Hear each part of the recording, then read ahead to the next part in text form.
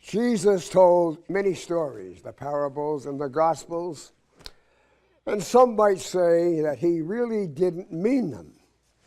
Imagine the scene this evening where immediately following today's parable, one of those present when our Lord told this parable in Matthew's Gospel says to Jesus, "I am so glad that parable was just a story. You really didn't mean it, did you?" And then Jesus will say to them, "Let me tell you about the story you just heard. It is a true account of what our world looks like when we turn away from God, my Father. So maybe you don't beat, or murder, or kill. So you have not stoned anyone in your entire life." And then Jesus said, "This is still our story." And it often starts with small, selfish acts, maybe a misunderstanding of others, a casual disregard for the least among us.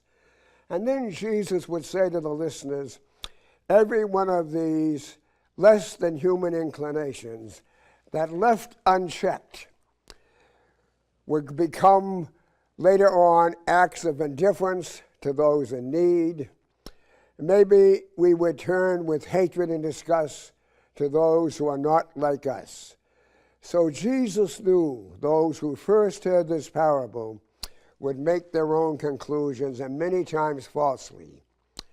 Like the tenant in today's gospel, at times all of us are quick to reject whatever scares us or threatens us, or whatever we do not fully understand, whatever challenges us.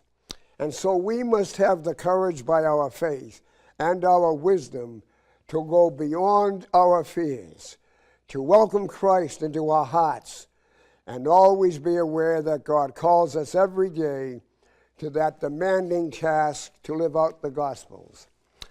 Among the many noble professions in our society, such as nurses and teachers, law enforcement personnel, and emergency medical personnel, there is one special group of men and women who always respond with the courage and wisdom to go beyond their fears. And they are our firefighters, especially our Boston firefighters, who always respond to those in need. Yes, you and I call it the job, but as firefighters all know, it is more than a job.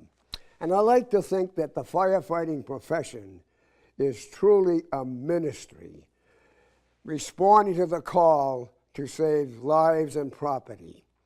In a very real sense, firefighters live out the corporal works of mercy every time you roll out of the firehouse and the apparatus to help those in need. So in this first day of Fire Prevention Week across America, when you see a firefighter as you pass by a firehouse or see them working at an incident, take a few moments to thank them for their service to others. And most of all, please keep them in your prayers that God and our patron, Florian, will protect all firefighters from all harm and keep them safe. Thank you, and God bless you.